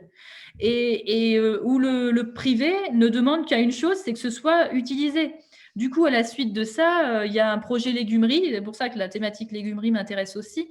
Mais on a 2 endroits en Creuse qui appartiennent à des privés. Non, un qui appartient à un privé et un à une communauté de communes et qui demande qu'à trouver un porteur de projet parce qu'en fait, tout est déjà propre, équipé de chambres froides et juste non utilisé. C'est vraiment du gâchis de pas lancer un projet là-dessus. Mais pour répondre à la question du coup de Stéphanie, Ouais. oui, c'est bien souvent chez des privés et soit des agriculteurs, soit ça peut être une coopérative, soit ça peut être quelqu'un qui fait de la transformation. Et donc du coup, il suffit pas de les recenser de manière quantitative, il faut aussi faire un recensement qualitatif. Donc derrière, j'ai essayé de voir quelle chambre froide pourrait être vraiment utilisée, quoi. En matière d'agrément, il y a parfois des entreprises qui ont des chambres froides avec un agrément très spécifique. On ne va pas pouvoir mettre des pommes de terre terreuses à côté des produits laitiers dans la même chambre froide. Mais ajouter une chambre froide dans un endroit où il y en a déjà une qui est facile d'accès, ça ne va pas être compliqué. Ça ne va pas chercher bien loin en termes de montant. Il faut juste qu'on trouve les endroits stratégiques et s'appuyer sur l'existant. Ok, alors je te laisse poursuivre. Est-ce qu'il y a d'autres questions? Si vous avez envie les uns les autres de prendre la parole oralement, pour le coup, sans le chat, n'hésitez pas. On a encore 25 minutes. Il y a un truc que je voulais En rajouter. attendant que les questions arrivent, vas-y, continue. C'est juste, ouais, c'est la diapo 17, parce que la 18, c'était sur une autre thématique. Mais en fait, effectivement, en utilisant Logico avec les producteurs, on s'est rendu compte, enfin, ils se rendent compte, parce qu'ils se rendent compte qu'ils consacrent minimum 15% de leur chiffre d'affaires au transport, enfin, à la logistique. 15% de leur chiffre d'affaires. Donc, quand on leur annonce 5 à 10% avec promo cash, ils râlent, certains râlent, mais en fin de compte, si on leur fait tester le Logico et qu'ils constatent qu'ils sont à 15%, surtout en ce moment avec la flambée du prix des carburants, ils vont vite, je pense qu'ils vont vite adhérer à l'idée, quoi. Et après, pour revenir à ce que disait Charlotte tout à l'heure, je trouve aussi que trop peu de producteurs en vente directe sont formés pour construire leur prix, calculer leur prix leur coût de revient et calculer un vrai prix de vente rémunérateur. Ce qui fait que, contrairement à ce qu'on pense, en tout cas, nous, on le constate en Creuse, mais peut-être, Charlotte, tu ne le vois pas de la même façon, mais moi, je trouve qu'il y a beaucoup d'agriculteurs qui sont en vente directe et qui bouffent de l'argent, en fait, qui ne gagnent pas suffisamment bien leur vie. Parce que quand on regarde ce qu'ils dépensent dans la logistique, mais on se rend compte qu'ils mangent quasiment toute leur marge, en fait. Donc, c'est assez désolant. Il y en a qui sont négatifs à cause de ça. Hein. Donc, parce que c'est l'adéquation entre la philosophie et le modèle économique. Faire des paniers à map, c'est intéressant en termes de marge. Après, faire des paniers à map sur la moitié nord Nouvelle-Aquitaine quand on est de Marmande, c'est plus du tout intéressant. Oui. Et j'en ai 2 là cette année qui sont dans ce cas-là, où ils continuent à faire de la production et ils ont un boulot à côté. Oui, ils essaient de faire un peu de woofing, un peu de stagiaire, un peu de coup de main des voisins, de la famille. Et ils bossent et ils font les 3-8 dans des usines à côté. Du coup, le CER France, c'est pour ça qu'ils sont intéressants comme partenaires, les centres de gestion, parce qu'eux, ils ont des formations à destination des agriculteurs sur comment calculer son coût de revient, son prix, son juste prix, et ils en ont fait avec des producteurs creusois. Producteurs qui n'ont pas voulu suivre les préconisations la première année, qui se sont mis encore en dessous de ce qu'ils avaient calculé lors de la formation. C'est un collectif de producteurs. Ils ont fait leur première année, ils se sont lancés et au bout de cette première année, ils nous ont dit « Ah ouais, non, mais en fait, ils avaient carrément raison. On n'a pas osé mettre ce prix-là parce qu'on se disait on va être trop cher par rapport à l'offre locale. Et au final, on se rend compte qu'on ne gagne pas du tout mieux notre vie par rapport à la filière longue. Et en plus, on se crève parce que c'est beaucoup plus compliqué de faire la vente directe que faire la vente dans la cour de la ferme, quoi. Donc, bon, on a du boulot là-dessus. Je continue. Quelqu'un veut parler? Ouais, si Virginie Robin de la Cali, j'avais juste une question. Justement, on parle effectivement de ces modèles économiques voilà, qui sont vraiment à affiner pour certains et des valeurs et de l'éthique qu'il y a derrière aussi, hein, toutes ces installations maraîchères notamment. Justement, comment ils appréhendent cet éventuel partenariat avec un acteur comme Promo Cash? On va le voir parce que là, on le teste.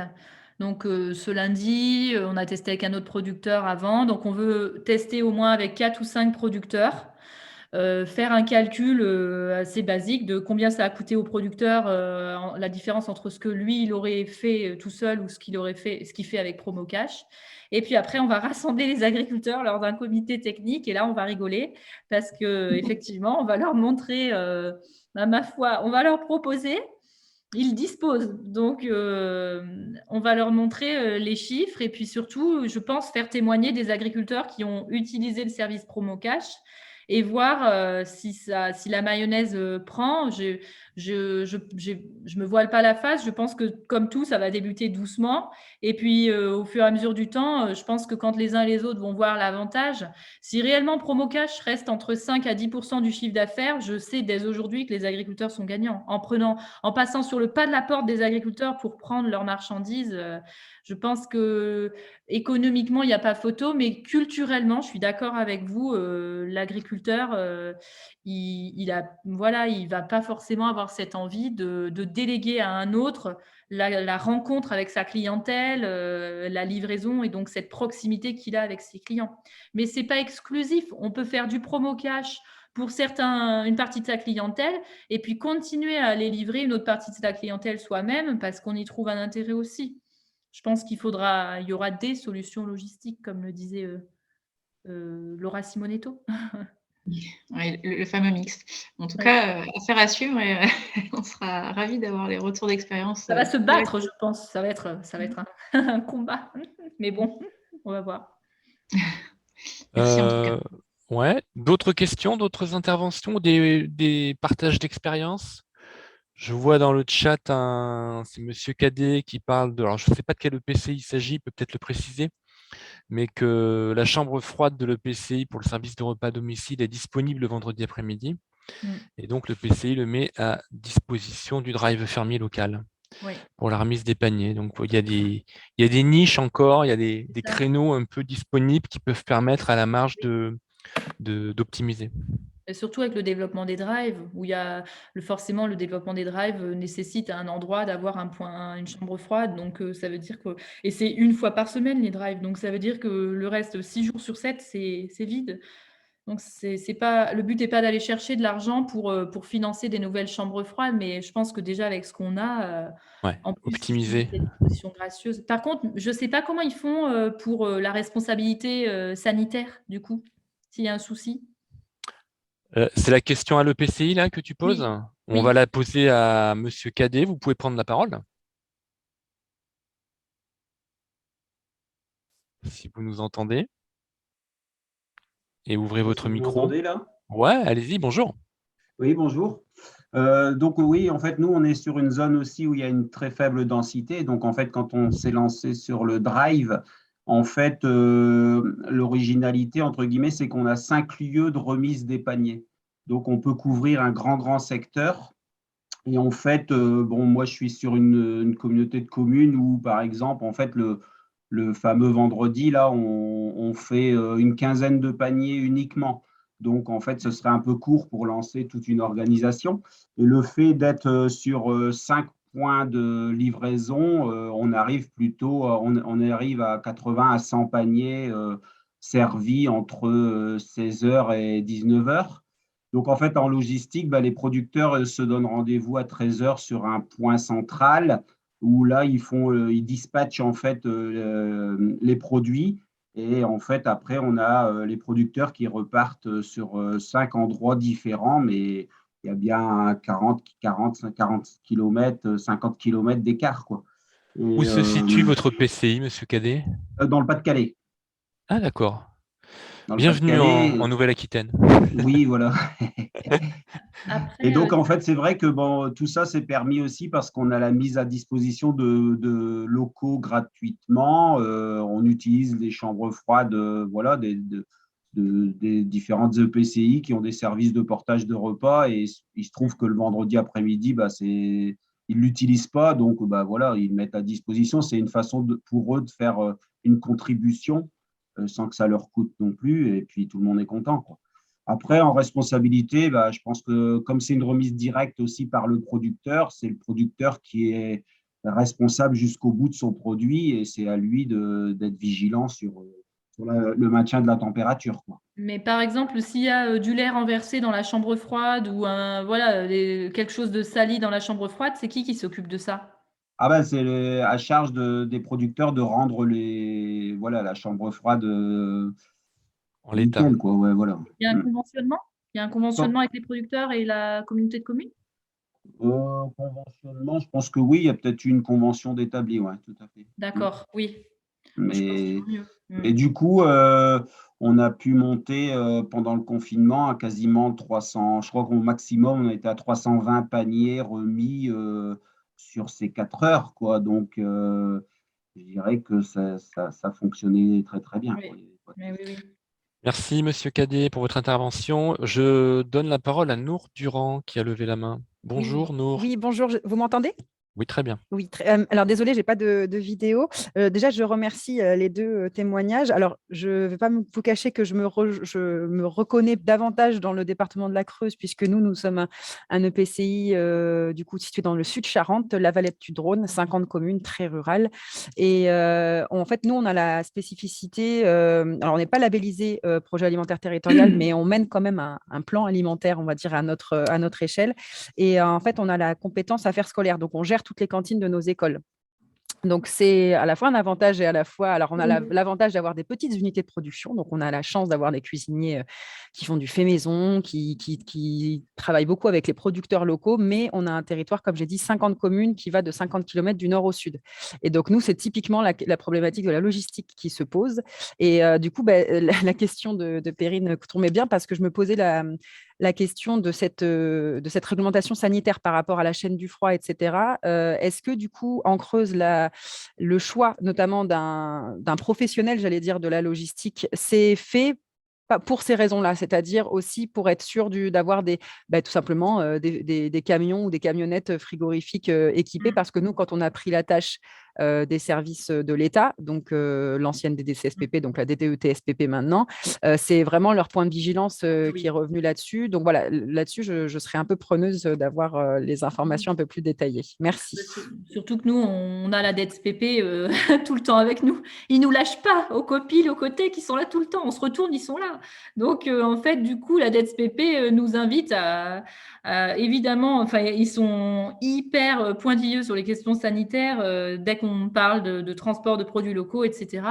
Et là, pour le coup, de prendre la tâche auprès d'un professionnel de la logistique et du transport, c'est hyper confort pour nous, parce que dès le premier rendez-vous, il a même tout de suite insisté sur ces questions sanitaires et même des choses auxquelles je n'avais pas pensé, mais en fait, transporter des produits bio et des produits conventionnels dans le même camion, c'est possible. Enfin, il faut qu'il ait un agrément particulier quand même pour le faire, coûteux.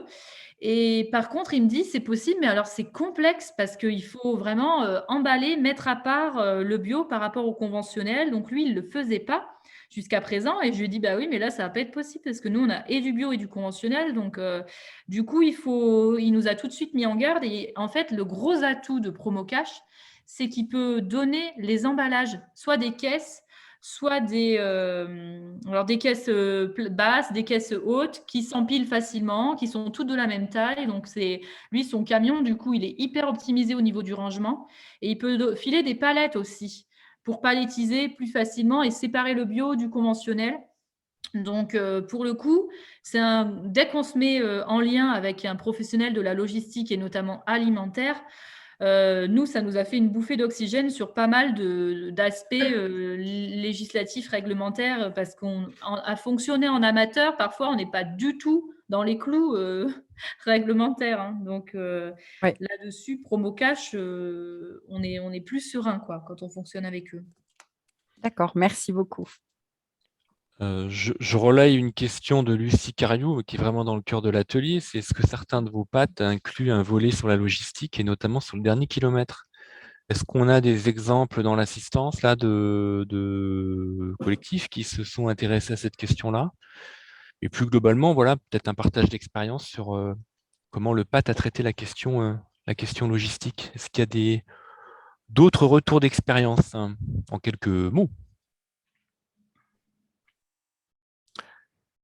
Pas pour l'instant. Oui, bon, oui. Pardon, bonjour. Bonjour. Donc, Lisa Postel, moi je suis animatrice restauration collective durable pour le projet alimentaire territorial à l'échelle des Bouches-du-Rhône, donc, qui est copiloté par le PETR du Pays d'Arles et la métropole Aix-Marseille-Provence, donc un territoire de 2 millions d'habitants. Et pas mal de production agricole quand même, ça va. Donc, c'est plus les problématiques rencontrées au niveau de Bordeaux, je dirais. Alors, nous, on n'a pas travaillé directement sur la thématique de la logistique et ça nous pose problème parce qu'on aimerait bien avancer là-dessus et même dans un secteur très urbain avec beaucoup de transporteurs, c'est un sujet qui est compliqué. Mais on a accompagné et suivi deux types de projets. On travaille beaucoup avec la plateforme Manger Bio de notre territoire, qui s'appelle Manger Bio en Provence, à l'échelle régionale. Et eux, ce qu'ils ont mis en place, c'est qu'ils travaillent avec d'autres plateformes de producteurs, donc soit des petites plateformes indépendantes, entre guillemets, ou d'autres plateformes dans d'autres départements, pour gérer la logistique du dernier kilomètre. Donc, ils vont payer une prestation de service à, par exemple, une petite épicerie sociale et solidaire qui assure un territoire rural. Ils vont l'amener à leur entrepôt et eux, après, vont dispatcher sur les différentes cantines du territoire. Donc, ils travaillent là-dessus. Et par ailleurs, au niveau urbain, ils sont en train de monter un projet avec une grosse boulangerie sociale et solidaire qui fait du pain bio à partir de farine locale qui s'appelle Pain et Partage. Et en fait, ils ont un entrepôt logistique commun. Et ils sont en train de monter un projet qui s'appelle Livrazou et ils vont faire de la logistique à vélo plutôt dans les zones urbaines. Et pas que, il y aura aussi des véhicules. Mais c'est en cours de montage, donc voilà. Et pour partager un peu l'expérience, c'est vrai que je suis très, très contente des retours que vous avez, mais effectivement, sur tous les sujets, on arrive bien à maîtriser le travail sur le gaspillage, sur les groupements d'achat, sur tout l'amont. Mais au moment où il faut vraiment aller dans le dur de la logistique, c'est assez compliqué et ça nécessite de travailler avec des acteurs, je pense, privés. Enfin, l'exemple avec Promocash, il est assez intéressant. Mais voilà, c'est pas simple et c'est vrai que le rôle des PAT, c'est de la mise en relation, mais il faut vraiment avoir des acteurs mobilisés pour pouvoir avancer. Parce qu'on n'a pas trop la main finalement là-dessus et c'est des univers qui n'ont pas trop l'habitude de travailler ensemble aussi, les transporteurs privés et les agriculteurs. Donc, on est confronté un peu aux mêmes problématiques que vous. Merci pour ça. Oui. Ils ont besoin de nous autant qu'on a besoin d'eux parce que nous, Promocash, lui, je pense que quand on est allé le rencontrer, lui, il pensait à venir nous rencontrer nous aussi. Hein, parce qu'aujourd'hui, au prix où est l'essence, même des gens qui sont dans le métier de la logistique et qui brassent des volumes et tout, je pense qu'ils ont encore plus besoin d'être vigilants sur leurs dépenses. Et lui, clairement, il avait besoin de transporter plus, en fait. Et comme il voit que la loi Egalim, elle incite les établissements à commander plus de bio ou des produits locaux labellisés, etc., et que ils vont perdre des parts de marché s'ils vont pas là-dessus. Du coup, lui, c'est une façon pour lui d'aller gagner des parts de marché en glissant sur la loi Egalim. Hein. Donc, tout le monde est gagnant dans ces cas-là, c'est bien. Mais finalement, est-ce que cette hausse de l'énergie et de l'essence, c'est évidemment une catastrophe pour beaucoup de monde, mais d'opérateurs économiques, mais c'est quand même une opportunité pour ceux qui ne se sont pas encore sérieusement posé la question de changer de braquet et vraiment de jouer encore plus la carte de la mutualisation comme vous le faites. Oui, on peut voilà, c'est sûr que ça va forcer encore plus les producteurs à se questionner sur la pertinence de leur modèle économique en allant livrer par eux-mêmes. Après, j'ai quand même peur que ça fasse pas mal grimper les prix de l'alimentation. Et du coup, j'ai quand même peur que les établissements de la Restauco optent pour des solutions de facilité avec des grossistes et distributeurs lambda qui amènent des produits de toutes parts, mais les établissements vont aller sur le moins cher là parce que à budget constant, voilà, je sais pas. Hein. Honnêtement, il y aura peut-être les deux. Hein. Les producteurs qui vont mieux réaliser la question de la logistique et puis les établissements qui quand même vont vouloir rester accrochés à des distributeurs qui leur offrent des super prix, quoi. Alors, j'ai 3 prises de parole assez rapides. Il nous reste 8-9 minutes. J'ai Lucie dans l'ordre. Lucie Cariou, Stéphanie Iriart et Charlotte. Lucie. Oui, merci. Du coup, je voulais rebondir sur la question que j'ai posée dans le chat. Donc, le CEREMA, en fait, est en train de rédiger une fiche sur comment, finalement, les collectivités peuvent améliorer la logistique du dernier kilomètre pour les circuits courts alimentaires. Donc, voilà. Donc, c'est pour ça que je posais la question aussi pour voir s'il y avait des exemples que l'on pourrait éventuellement interroger pour la rédaction de cette fiche. Et donc, cette rédaction, donc, c'est un collègue à moi qui l'a fait. Et elle se fait dans le cadre d'un programme certificat d'économie d'énergie qui s'appelle Interlude, qui traite de la logistique urbaine, donc la logistique du dernier kilomètre. Donc, cette fiche sera, je l'espère, en ligne, voilà, disponible vers septembre. Donc, peut-être que je pourrais la retransmettre à Pays Quartier Nouvelle-Aquitaine, je sais pas, voilà, pour aider à diffuser ensuite dans vos réseaux. Bien sûr, mais vous pouvez nous la renvoyer, enfin plutôt à Fanny Lesson, et on pourra la relayer aussi avec grand plaisir. Je continue, Stéphanie? Oui, alors moi, je n'avais pas de questions particulières, c'était juste pour un petit retour d'expérience, puisqu'en fait, donc nous, on a un PAT qui a été voté en février 2020, donc on est en phase de mise en œuvre.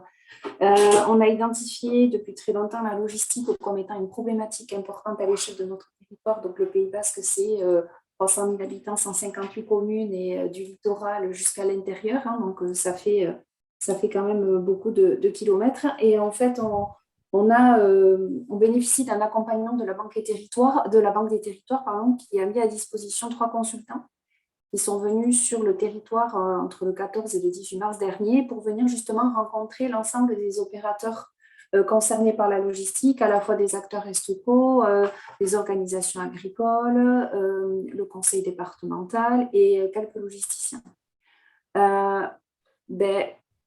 Chez nous, il n'y a pas de problème. La logistique n'est pas une problématique à l'échelle du territoire. Alors, je vous avoue que nous, on est très surpris techniquement de ces retours d'expérience, de ces retours terrain.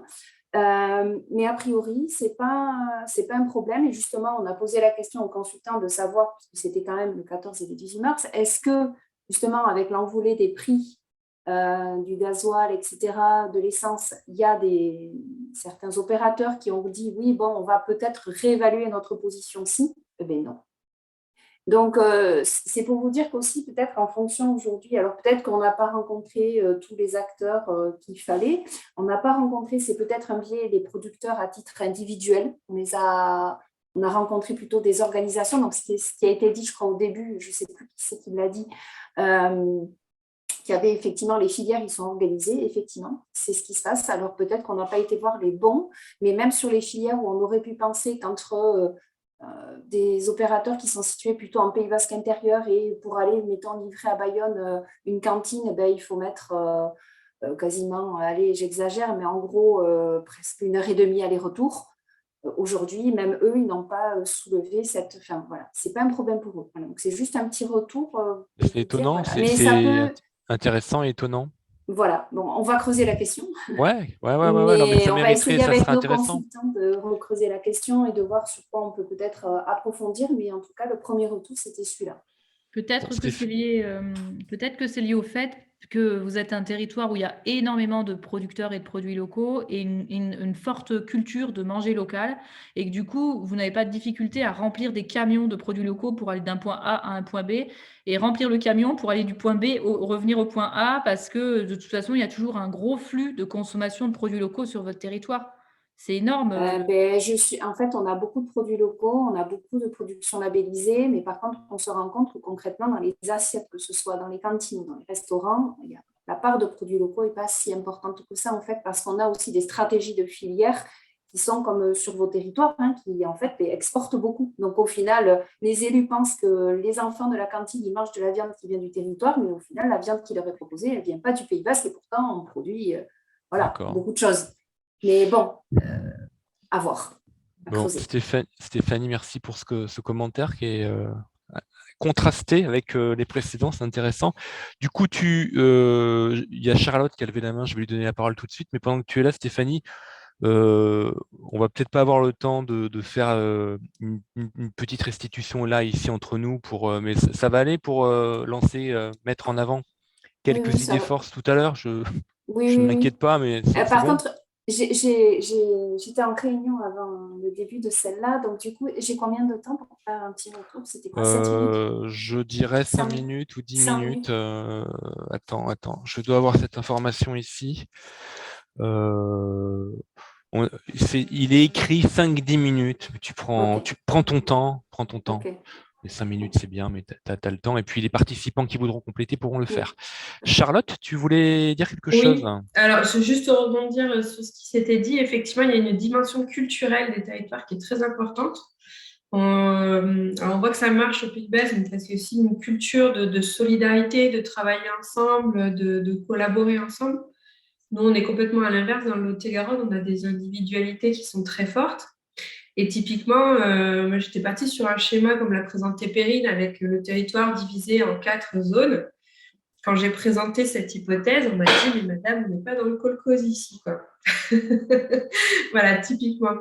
Et c'est vrai que très clairement, la situation un petit peu sur les prix qui se tendent et tout ça sur les énergies, je vois ça vraiment comme une opportunité pour pouvoir rasseoir tout le monde autour de la table et dire, bon, voilà, maintenant, est-ce qu'on en parle du kolkhoz? Charlotte, par rapport à ta présentation, est-ce que tu voulais dire, on peut se défaire du PowerPoint, mais finalement, c'est quoi votre suite sur Val-de-Garonne Agglo, avec cette étude qui, tu l'as dit, a été suivie d'une certaine déception, comme tu le présentes.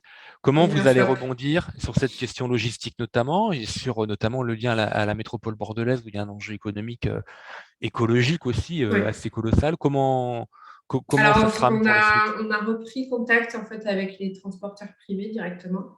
Les transporteurs privés, les coopératives, les têtes de réseau travaillent déjà sur ces dynamiques-là. C'est des questions qui se posent. Donc, voilà, ils sont ouverts à faire des tests grandeur nature, à faire des projets pilotes. Et c'est vers ce schéma-là vers quoi on va. Donc, en fait, il n'y a pas besoin de grands cabinets d'études. Une petite étude INSEE. Et puis, vraiment, le travail du terrain à partir des besoins et des problématiques de terrain, ça reste toujours la meilleure option, je pense. Et l'initiative qui avait été prise sur le transport fluvial via le canal latéral de la Garonne et la Garonne, c'est quelque chose qui est toujours d'actualité ou pas? Tu peux en dire un mot? Non, le transport fluvial, c'est sur le canal. Donc, effectivement, on a le canal qui est le canal du Midi qui connecte la Méditerranée et l'Atlantique, de Sète vers Bordeaux. Il y a eu une expérimentation l'année dernière sur une péniche, donc c'est vraiment expérimental. Moi, on a commencé à identifier, c'était pour identifier essentiellement les leviers, les freins au retour du transport fluvial. Cette année, ils sont revenus avec une tarification du service. Et on a en parallèle une association locale qui s'appelle Hydrogène Vallée, qui a acheté une péniche pour la rénover et développer une péniche à hydrogène. Et qui, on espère, d'ici 2023, fera des premiers trajets essentiellement sur du produit frais. Ça implique d'avoir une chambre froide, donc c'est quand même plus compliqué à l'intérieur de la péniche. Entre Marmande et Bordeaux en péniche, il faut 4 jours, donc la salade, c'est un peu compliqué. Mais surtout, ce qui est produit transformé, non périssable, c'est effectivement quelque chose qui peut être envisagé. Se poser la question aussi du retour. C'est-à-dire que de Bordeaux vers chez nous, qu'est-ce qui peut venir? Du pétrole, des déchets. On est tombé sur des choses pas très jolies. Des touristes, moi je dirais des touristes. Des touristes, voilà. Excuse-moi Charlotte, tu as dit que c'est une navette fluviale, c'est ça? Le transport fluvial, le transport fluvial, oui. Voilà. Il y a une étude qui a été menée par la communauté de Pressas, Confluent Pressas, et la restitution de l'étude se fait lundi. Un comité de pilotage donc on est en partenariat avec VNF, la région qui suit aussi. Nous allons être télédéportés dans 23 secondes en plénière. Donc, on va peut-être s'arrêter là. Moi, je vous remercie.